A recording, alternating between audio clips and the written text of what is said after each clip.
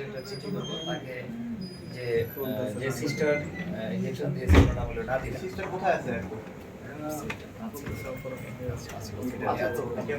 না না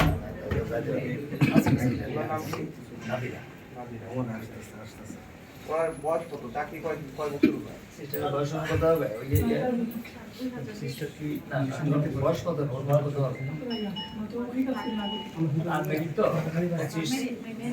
হ্যাঁ আচ্ছা ওরা হলো ডেট অফ বার্থ হলো আপনার ডেট অফ বার্থ হলো 93, তাহলে 7/8/24 25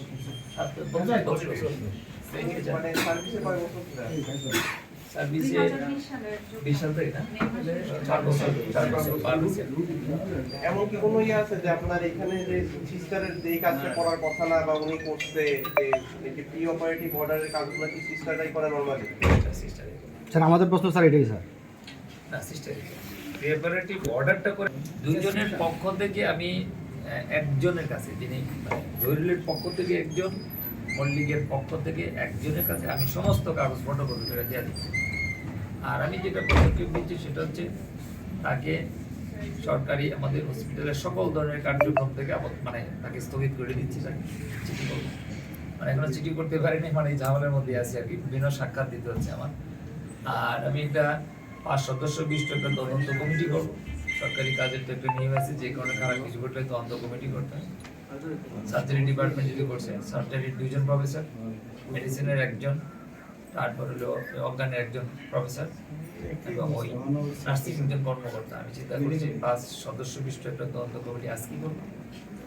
সর্বোচ্চ 2 বা 3 কর্মদিবসের মধ্যে মানে খুব সুন্দরভাবে সঠিক তদন্ত করে যাতে প্রতিবেদন জমা দেয়। সেই প্রতিবেদনের কপি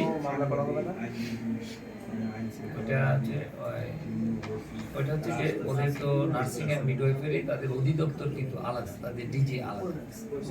আমি ডিজি মহোদয়ের সঙ্গে ফোনে কথা বলার চেষ্টা করেছি। আমি মন্ত্রণালয়, উনি জয়েন্ট সেক্রেটারি, উনি মন্ত্রণালয়ে আছেন। স্যারকে আমি মেসেজ দিয়েছি যে আমি কথা বলতে চাই।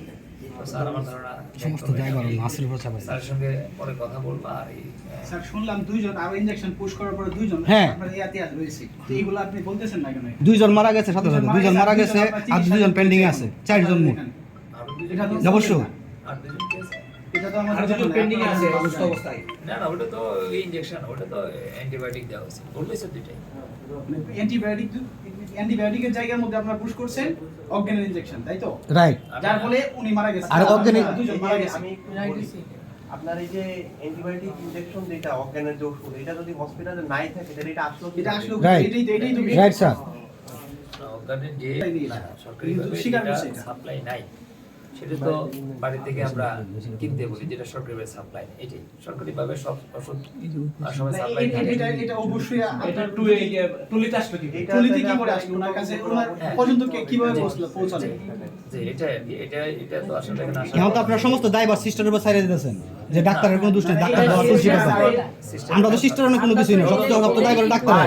এটা আইলো কিন্তু তদন্ত কমিটি যে স্যারে যে একটা তদন্ত কমিটি দিতেছে, তদন্তের আগে তো এই টলির মধ্যে এই ইনজেকশনটা কিভাবে আসবে? ভাই চোখ তো হইলো সবচেয়ে বড় তদন্ত ভাই। আপনারা যারা আছেন আমি জাস্ট একটু বলি, যদি তদন্ত কমিটি সুস্থভাবে হয় অবশ্যই আজকে মারা গেছে এনাদের কিন্তু তাহলে মনে করেন যে মানে এনাদের মনের দুঃখটা কিন্তু দূর হবে না যদি এটার প্রপার বিচারটা না হয়। করছে যারা এটা এখানে আসছে স্যার এখন আমাদের অবশ্যই করা হবে। এখন আমার দায়িত্বশীল লোকটা দায়িত্ব ঠিকমতো পালন করুন। স্যার আপনি এটা তো আপনাদের পিছনে স্যার আপনি থাকবেন। আর এখানে আমরা কোনো গুরুত্ব নাই, রোগীদের কোনো গুরুত্ব নাই। কোনো গুরুত্ব নাই স্যার, এখানে প্রায় আমার সামনে প্রায় 100 রোগী মনে হয় মানে একটা রোগী হয়